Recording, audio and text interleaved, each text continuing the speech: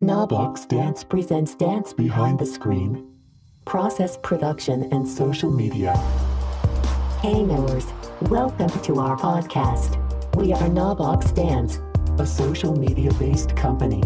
We strive to say no to the box. We connect interdisciplinary art, technology, and artists to re-envision the process of art making and sharing.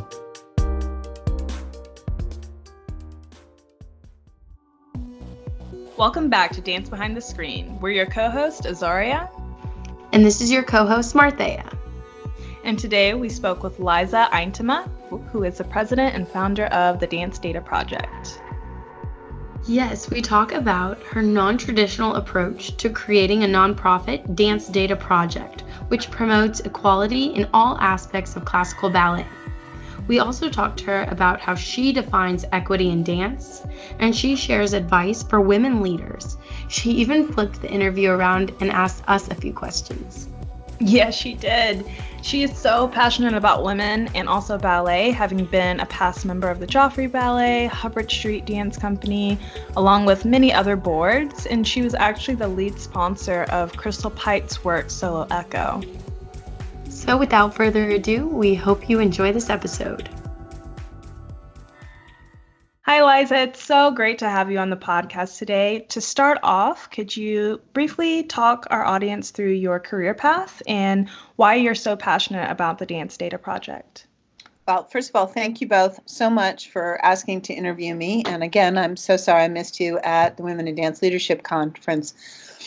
I have a typical atypical career path. It is not linear, like so many women of my age who decided to raise children. I've sort of gone in and out of the workforce.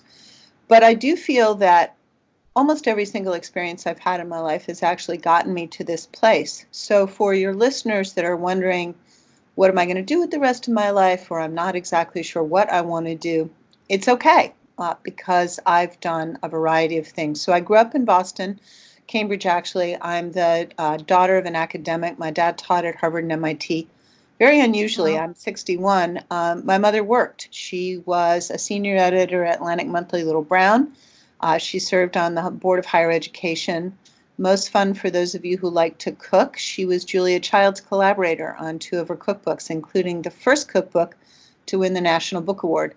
So I grew up with 2 very strong women. That's so cool. Around our kitchen, switching between French and English, between ounces and metric measurements, completely absorbed in their work. And what I got a sense of was the joy, the sort of flow of being completely immersed in what you're doing. And that can be dance. And I did dance up until the age of about 13. Or sports, or making music, or whatever it is that gives you passion.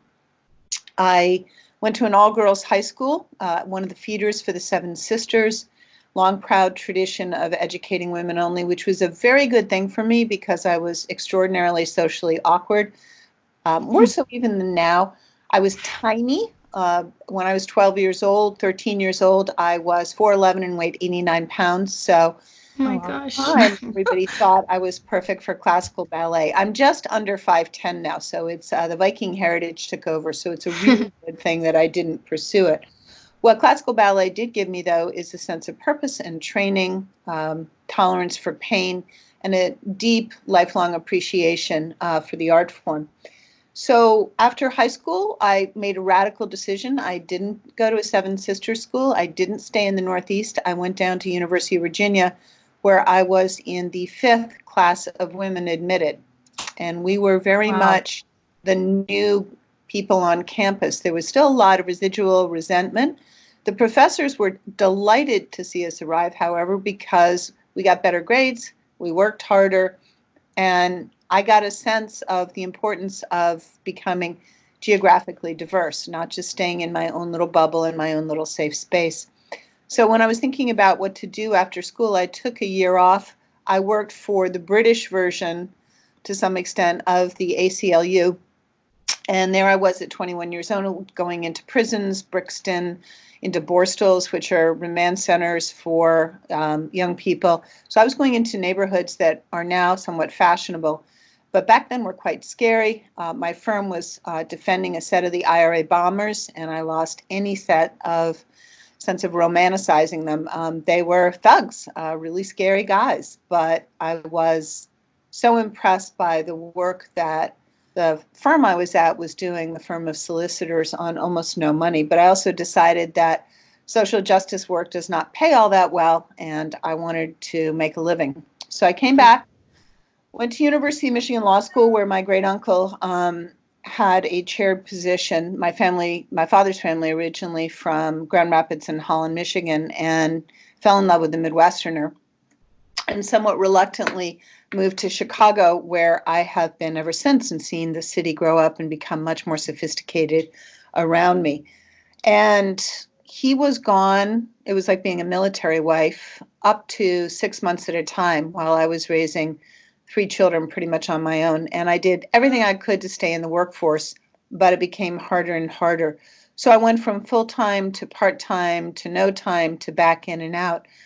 And as my kids got older, I started to get re-engaged with volunteering and philanthropy, eventually reconnecting with dance in the ballet and joining the board of Hubbard Street Dance Company, where I chaired the gala. And then the following year, I was asked to chair the gala at the Joffrey Ballet and went on the board there. And I just didn't feel that I could do both companies at once. And I began to notice, as I sat in the audience, as so many other women have, and it's usually women because men are used to seeing just men, that there were no women represented on the stage except as dancers. And so I started asking questions and got little or no coherent answers. And because I come from a long line of feisty women, activists, I wouldn't take no for an answer. So in 2014, I started at my kitchen table assembling articles, spreadsheets, etc., trying to get a sense of, was there anybody else out there questioning the dominant paradigm? And kept asking questions, kept running into brick walls, and it just made me madder, and I thought there's got to be a better answer for this. So in 2015, I hired my first part-time person, who turned out to be fantastic, Susan West, who is transitioned now into being a consultant, but continues to help us. And we began to build out a database. And my original thought was a simple database. And as these things often do, it has become so much more than that. So we started out with simply looking at the number of women, choreographers, artistic directors, etc. And since we've gotten our 501c3, and we're still 2 months away from our year birthday, we got our 501c3 in April of 2019, we produced 9 reports. So February to February, 9 reports. Wow. And what originally was just a database has become an attempt to really pick apart and examine a multi-billion-dollar a year global industry, which is dance. So not just the companies, but the dance festivals, choreographic prizes, competitions, and not just in the United States or in Canada, but throughout the world. We don't have the funding to really completely do the work I'd like to do, and there's still a lot of outstanding questions. But I think we really have moved the paradigm in a short period of time, in part by staying absolutely laser focused. We focus completely on women, and I can give you some historical reasons for that. I have some background in academic feminism, but also because with a limited budget, we have to stay very much on point. So whether you are a woman by birth or you self-identify as a woman, we are focused on you, and we don't do all of modern dance. And part of the reason for that is the big money is in big companies, which are almost entirely classical ballet or at least classically based. Wow.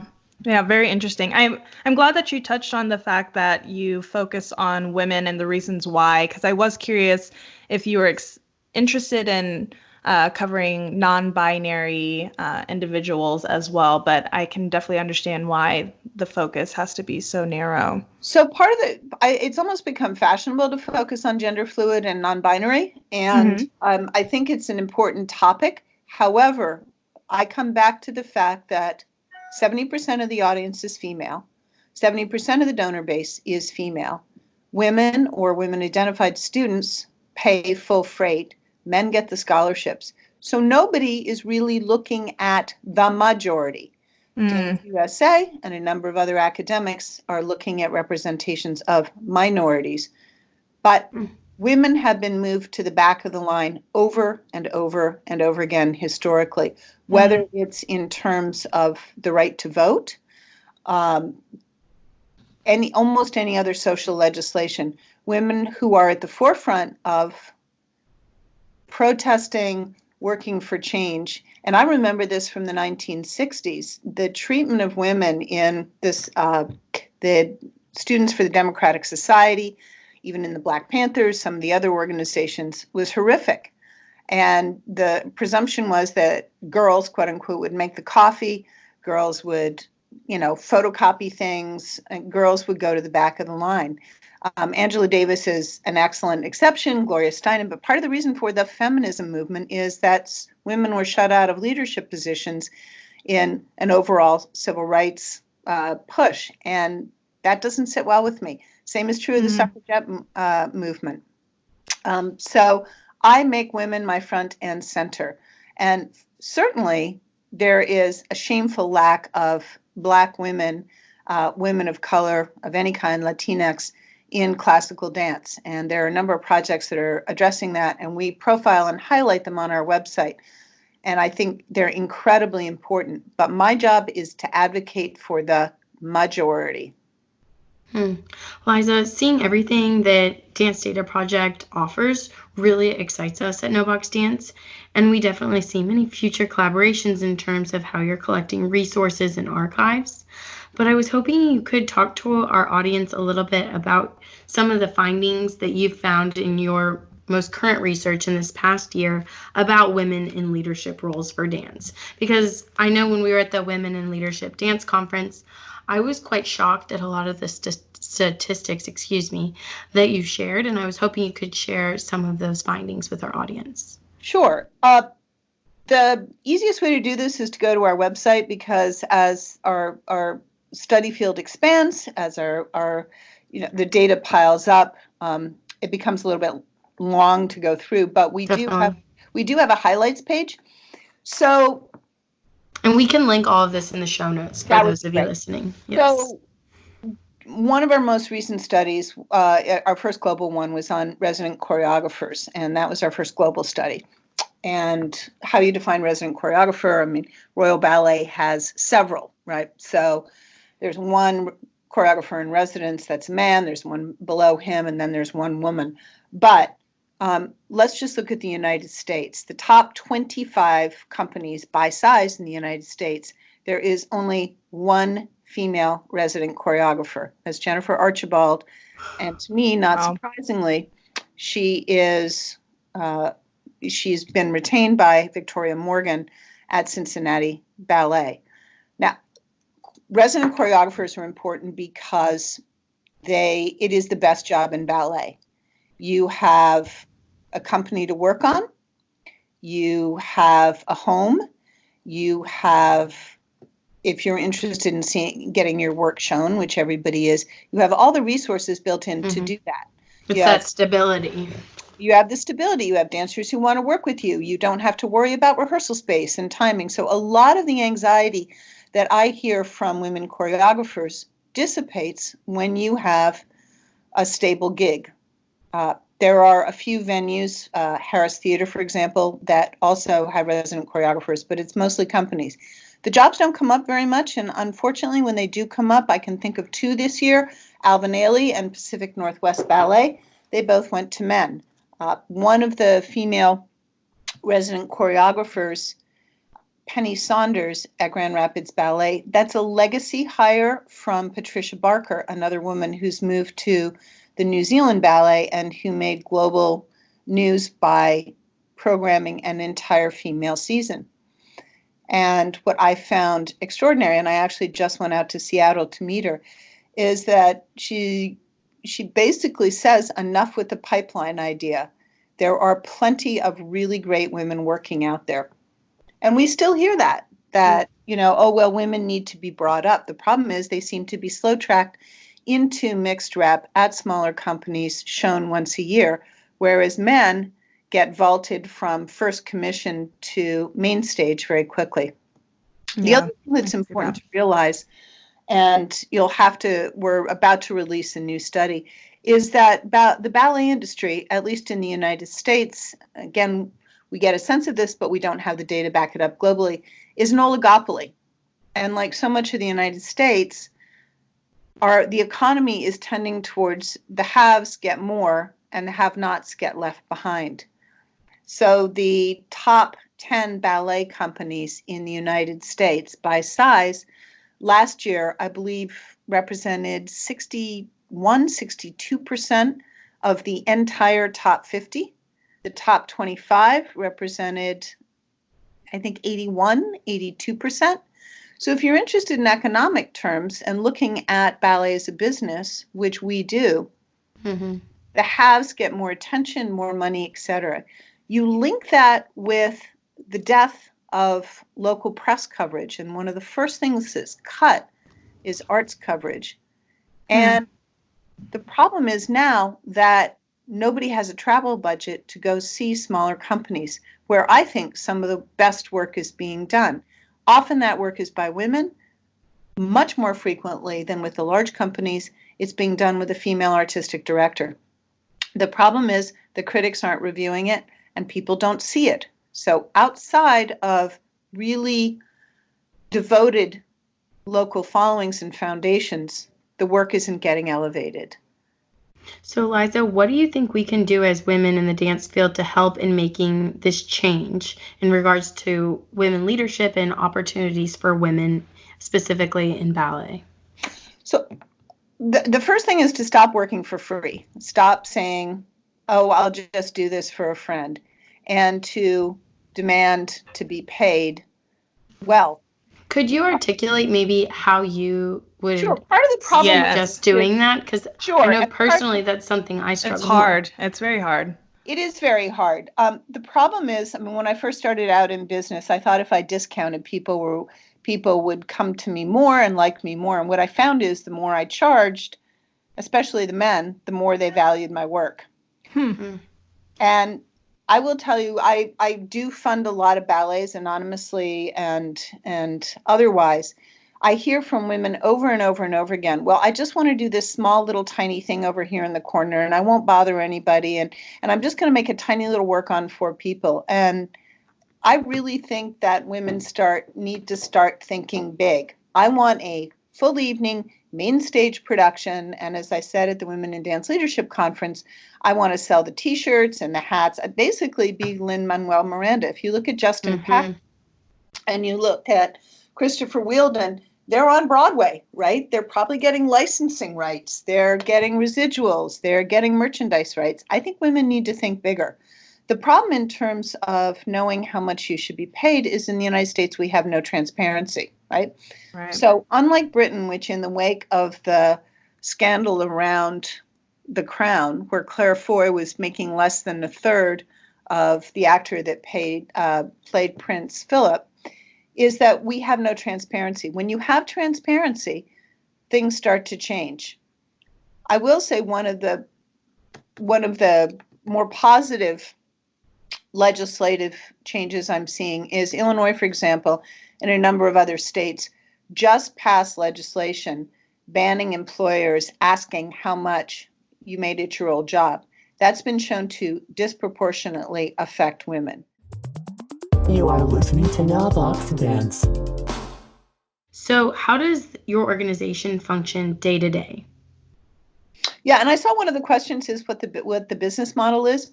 I'm really glad you asked me that, because we are overturning everybody's idea of how this should work or can work. Yes, and I think that's what we recognize so much in what you're doing, and made us feel so excited to talk to you and Good for you. figure this out, because one of our little phrases is say no to the box, and so we feel like you're really saying no to the box in terms of old business models, and it was hard for us to be able to figure out how you're actually operating, even though it is under the nonprofit status. Sure. So because I am mostly still self-funding, in part because we're mostly self-funding, and in part because I wanted to make very quick change, so I wasn't going to do a slow build-out.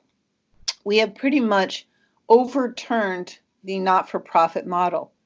A lot of foundations are run by older people, and generally older men, and generally older white men. And they do not understand the gig economy. They don't understand what sort of a guerrilla social change movement looks like. Or they may have known at some point in their lives, but that was probably half a century ago. And they've gotten massaged and persuaded and generally gotten comfortable with following a set path. And the set path is you start out with an idea, and then you fundraise around it, and then you build out a board of directors, and then you have a gala, and then you get a staff, and your staff gets bigger and bigger, and then you have meetings, and you go to trainings, and then you do a strategic plan, and it goes on the shelf, and then you do another strategic plan, and that goes on the shelf. And I've seen that, and I've lived through it, and I was not going to do that. So there are so many young, talented, eager people out there like you who need a side gig, who have multiplicities of talents. My assumption is not that one person can only do one thing. And I also see a mismatch between the labor market and talent. Let me be very clear. I pay extremely well. I do not let anybody work for me for free. I actually pay over market, because I would rather shut this down than take labor for free unless somebody just volunteers. So even my intern, my high school intern, is doing fantastic work, gets paid very well. But nobody works for me full time. Part of that is because healthcare benefits, or et cetera, are so expensive. Part of it is because, except for my research director, everybody else has another gig. There are real problems with that, in the sense that I'm often scrambling to find resources, but we have accomplished a huge amount in a very short period of time with a part-time gig crew of people, mostly under the age of 30. The oldest one, I think, is 35 or 36. Could you talk to us more about the data mining process for collecting this information? Sure. It started out extremely haphazard, literally me, as I said, sitting at my table, in my kitchen table with my dog, like putting his long nose under into my lap, reading on the internet. And it's evolved from there. We have gotten an immense amount of help from SMU Data Arts in terms of refining our search, using IRS subcoding. So this year we've actually evaluated 74, 75 companies, which is almost a third more than we did last year. They don't all obviously go into the top 50, but I really wanted to dive deeper, because if we're going to get a sense of the industry as a whole, and where I have the feeling most women end up, which is at the much smaller end, we really need to continue outward. So we use everything from Wikipedia, which is not a standard academic source, but it's a good place to start, to GuideStar, which gives IRS 990 forms. So part of what you have to do if you're a 501c3 in the United States is have a certain level of transparency. Some are better than others in terms of giving up-to-date data, but at least you get to see the budgets. We look at, and again, our latest study, you can go online and see, we looked at a number, we looked at audits, we looked at the 990s, number of different data points, and then we went out and got advice about how to use the data, to keep apples to apples. So if somebody last reported, for example, in 2017, how do you compare them to somebody who's providing you 2019 data, right? And you don't want to just use that. So, and then we double check, and like everybody else, there's still errors, and we're very transparent. That's why all of our studies at the end have a limitation section, and we explain how we've come to the conclusions we have. Very important. Fundamental of science, as I'm sure you both know, is that the work be reproducible. Right. So I'm curious about how you hoped your materials and your research and your resources are going to be used in the dance world, because you have so much information. How do you see that being useful or used on the national to individual level? So I think that's a great question. My original intention theory of change, as it were, has proved to be true, which was that if journalists, opinion writers, etc., activists, wanted to make a change in the ballet world, they had to have the data to do it. And because companies, festivals, etc., wipe their websites at the end of the year, it was very difficult to find year-to-year data. And there was no correlation being made between a company season in 2010 and a company season in 2019. So it's impossible to chart, A, where we are, but B, progress or lack of progress in the industry without a baseline. So we've been criticized, for example, we did a study on venues, which turned out their leadership to be much more gender equitable than ballet companies. We got criticism from the leader of one of those venues for not doing a 3 to 5 year study. And our answer is, well, first of all, we didn't have the funding, but second of all, that information is not readily available. So we have to start somewhere. So essentially what DDP has done is put a stake in the sand and just said, from here on out, we're going to be tracking. Would I like to be able to go back the last 10 years? Sure, I would. If somebody would fund us to do that, I would. But I also believe that if you show the facts, it will refute the ongoing comments, and these are publicly done, that there is no discrimination problem, even to the point of artistic directors saying women cannot or do not want to choreograph. That's gross. The other piece of the puzzle that's coming up for us is that we need to resurrect history. So with a philanthropy workshop, I went down to Alabama and I met this extraordinary person named Brian Stevenson, who has been getting unfairly incarcerated people out of jail for years. He's also the one who started the lynching memorial and the museum. And part of what he is doing in Alabama is actually showing where slave auction houses where slave auctions are. So bringing history to the fore. Similarly, in London, there's a movement to have more blue plaques that show women and women's history and make it visible and make it knowable. So we decided, and this, I have not pulled an all-nighter, ladies, since law school, but I pulled a couple of them in the last couple of weeks. We have a full-page ad coming out in the April issue of Point magazine, which is turning 20 years old. And as I think an elegant, silent, but emphatic refutation of the idea that women are not founders, artistic directors, and choreographers, we've collected over 400 names and counting. And we put them in the back of the ad, randomized them, but there they are for the eye to see. And even incredible through the process, I found people like Josephine and Hermine Schwartz, two sisters, Jewish sisters in Dayton, Ohio, not rich women, which is unusual for founders, who were just bound and determined to start a ballet company in the middle of the Depression. So they started classes in their front parlor, and I think they charged 10 cents a lesson. And this, again, not women, not rich women, nobody supporting them. And they would alternate. One would go study in Chicago, the other would go to New York.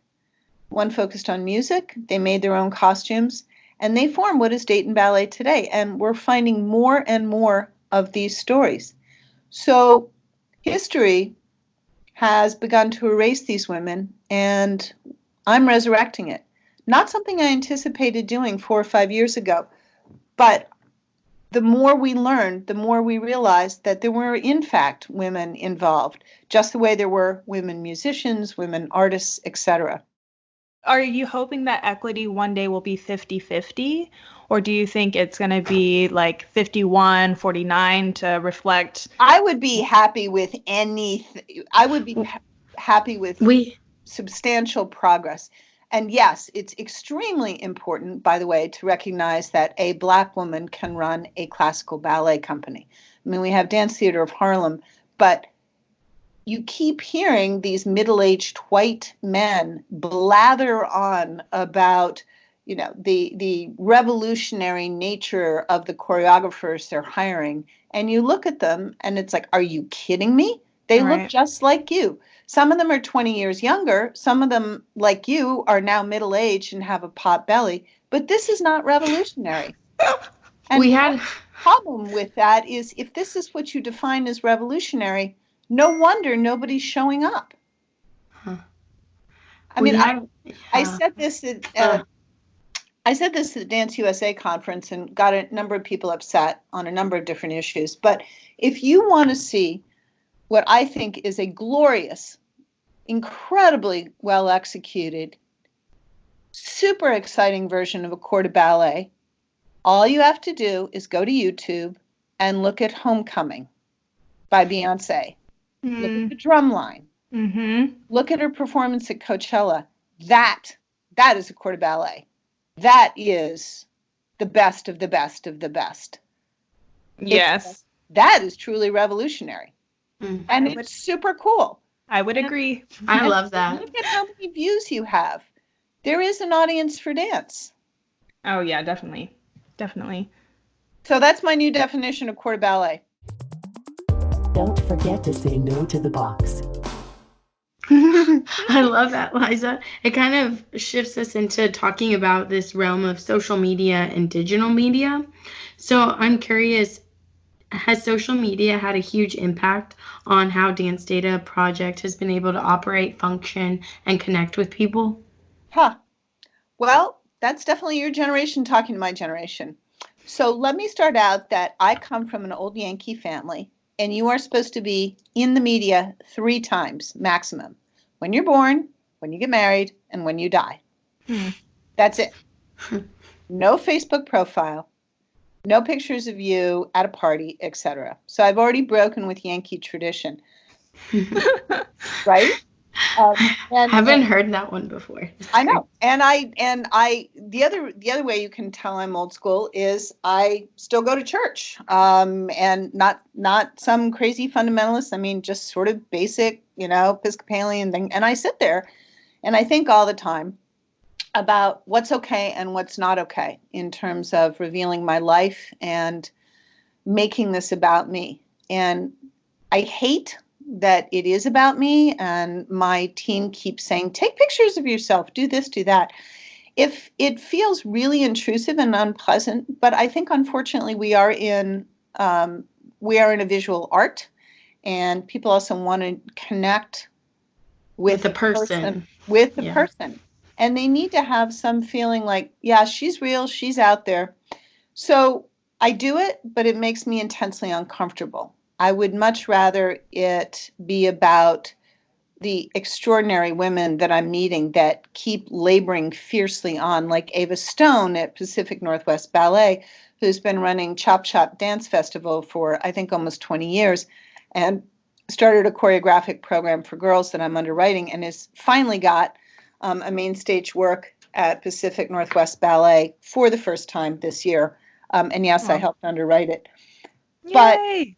But in a increasingly competitive environment, particularly, and this is now my world, the world of philanthropy is changing. It's becoming about mega bucks, mega donations, new money, and just extraordinary amounts of money coming in. I mean, spend down foundations. I don't know if you know what that is, but that's a foundation that is going to sunset. They are going to spend all their money. So there are $1 billion foundations now, or more than $1 billion, that are spend down. And the people who are running them literally cannot figure out how to spend the money quickly enough. And yet, again, back to this huge chasm of resources that's growing ever wider. There's so many small good organizations that are fighting for funding in space, particularly in the arts arena.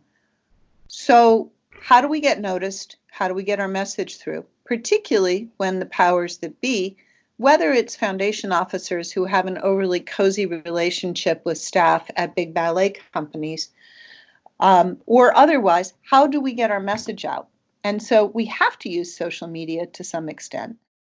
So I did have one other question about advice that you have either for us personally or just women in general who are trying to stay motivated, who are trying to be innovators, and who might even want to start their own business or organization. Do you have specific advice or things that helped you to get to where you are?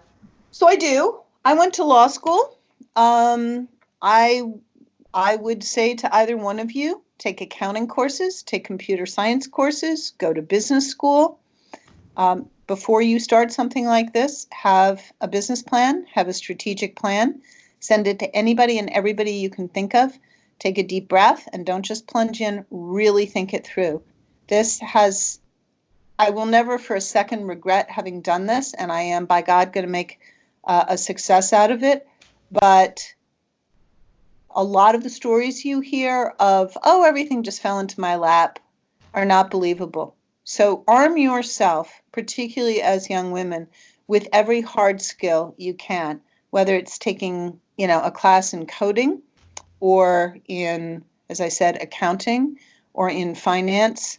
It doesn't sound sexy, but it's what gets it done. And it will vault you up and over everybody else. Plus, if you don't get that full-length work made or your movie doesn't start touring and get picked up, you will have skills to fall back on. But do the hard stuff first and really commit to it. Take the, AP Chem or the, advanced calculus class. I wish I had. Not the advice you were expecting to hear. No, thank you. No, we appreciate it. And I think that we have to hear both sides. And it definitely speaks to the importance of hard work and determination and education. Yeah. I think determination is important, but let me go back to that a little bit. Yeah. You can bang your head against a wall forever, right? Part of the reason I founded DDP is I spent 2 or 3 years really thinking this through. Did that year-long course with I had a cohort of extraordinarily successful entrepreneurs with me and then some legacy money people. I'm not going to tackle something that I can't fix. I'm already fixing it. We've already seen, in 1 year, huge changes. It's simply in the way that lack of equity in ballet is being reported. It's a sea change already. But I'm not going to tackle something unless I've really thought it through, looked at it from as many angles as I can, and make a success out of it. Because I don't want anybody, including you too, to exhaust your time, treasure, talent, everything you've got on something that you can't fix. So, for example, am I worried about climate change? Yep, have been for years. But I'm not a hard science major. There are so many actors in that arena. And I watch classmates of mine from the philanthropy workshop sort of muddle through and think through, and they still haven't done anything because they're still looking for a point of entry, right? Mm-hmm. So if you're going to take something on, really think through, are you the right person to do it?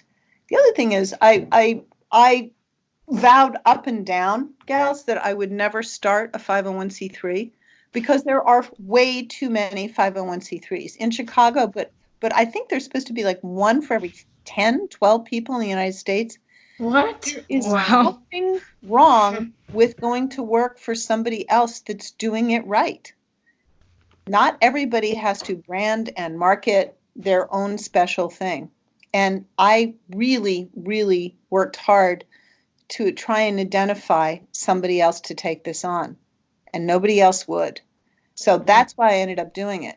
But the criteria was know your field, research, research, research. Can anybody else do it? Is anybody else doing it? And can I solve this problem?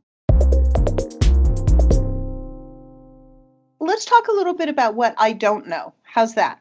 Oh, okay, yeah. Yes. Let's talk about what Dance Data Project, if it were fully funded, what I would like to know and what we don't know. Because there's a lot of fundamental questions left out there that I don't know.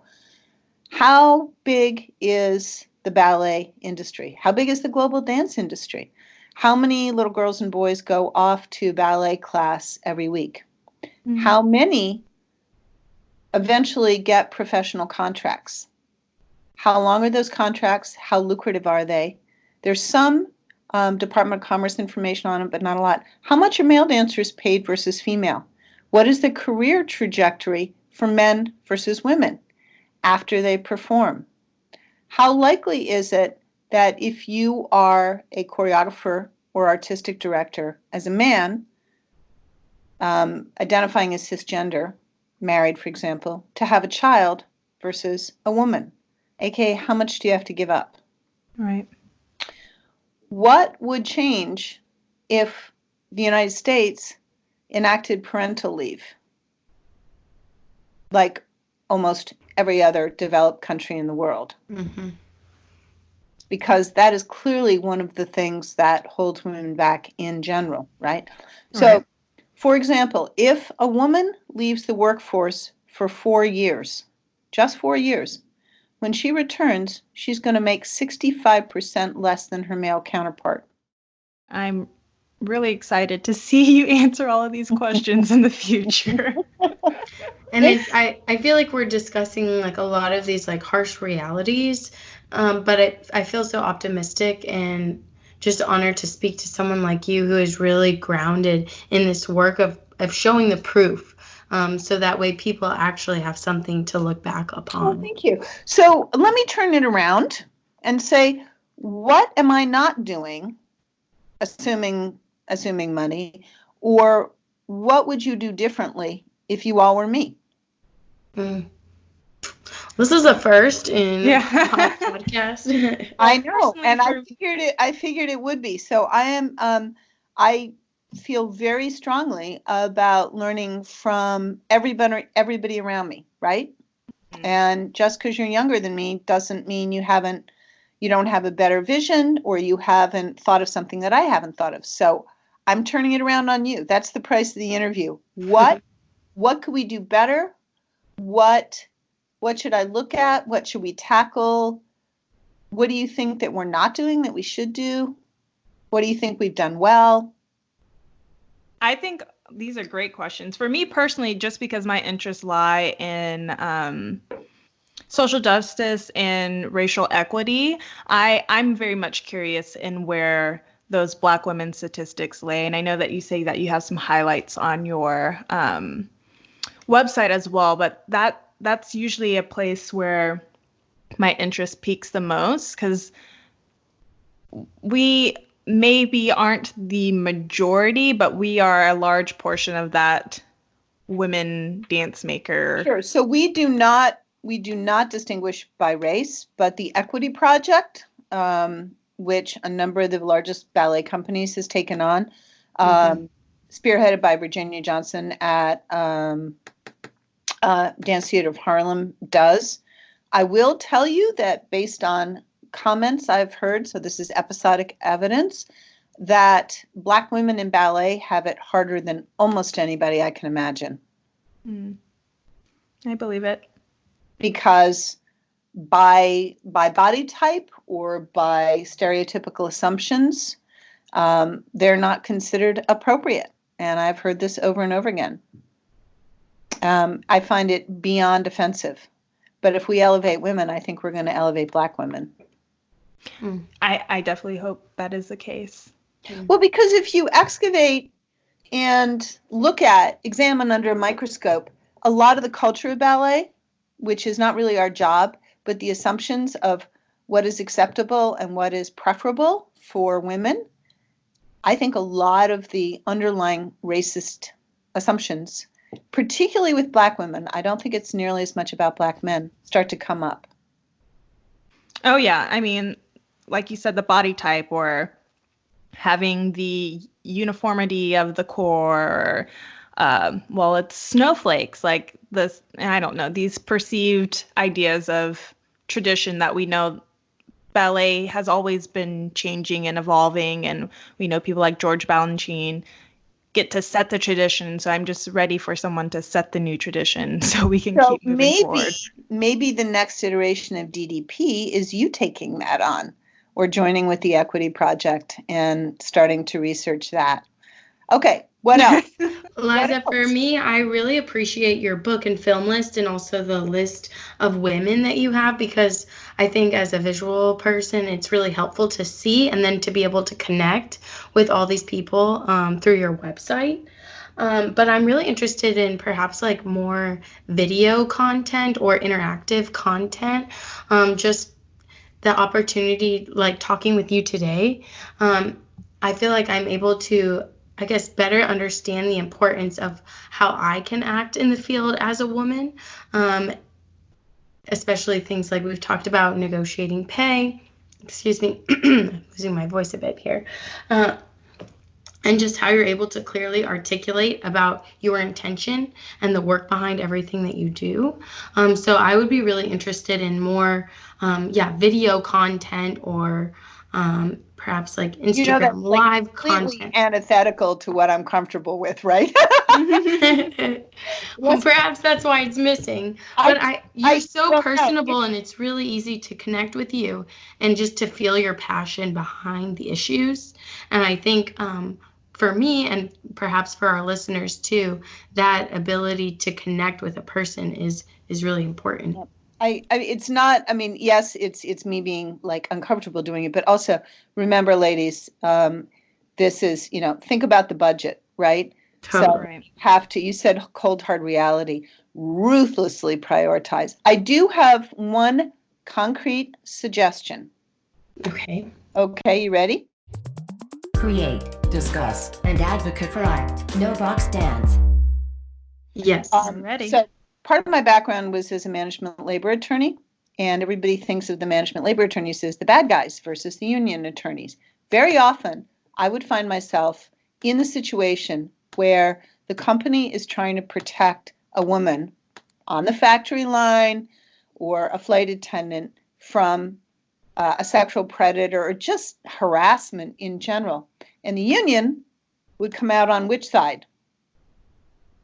The side of the harassment. Yeah, the harassment. Let's take a look at Amar Ramasar, New York City Ballet, and the other guy who got reinstated. AGMA came out in support of which side?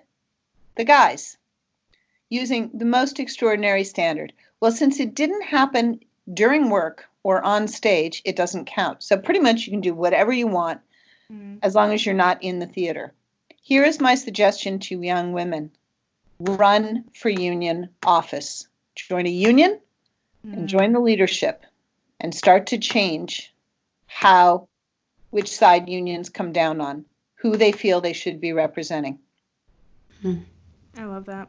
You give so much great advice. I feel so grateful to be speaking with you. I'm taking notes as we're having this conversation. Right back at you too. I mean, the whole social media thing is absolutely terrifying, but it's probably that's like me eating my vegetables, right? I should probably do that. You are more than welcome to get back to me offline if you have further thoughts. Want to continue the conversation, I'd be delighted to do that. Before we let you go, though, we do have a section called Flash 4. We have 4 more questions for you that we need you to answer in a flash. Well, I already did some of them. Flash 4. So do you think the social media, we did that? What is your favorite social media platform? None. Okay. Face-to-face? How's that? Let's see. Recommend a resource to our audience? Oh. Boy, that's a really good one. Yeah, Women's Media Center. So it was started by Robin Morgan and my mother was one of her editors, by the way. She was the first openly gay woman I ever met, and my mother edited her work. So Women's Media Center, they follow women activists and journalists around the world. That's where my op-ed is. You want to see some social justice warriors? Wow. So Women's Media Center. And then what was the first dance you saw? This is fun. So I saw Violette Verdi way back in the day in Giselle at Boston Ballet. All right, ladies, thank you very, very much. Thank you, Liza. Thank you so much, Liza. All right, Have a great cheers. rest of your day. Thanks for the time. We appreciate Absolutely. you. I hope it was what you wanted. Bye, everybody. Bye. Bye. Thanks for taking your time to tune into Dance Behind the Screen, a bi-monthly interview series where we go behind the screen to question process, product, and social media. Be sure to follow us on social media at KNOW Box Dance. See you next time, and don't forget to say no to the box.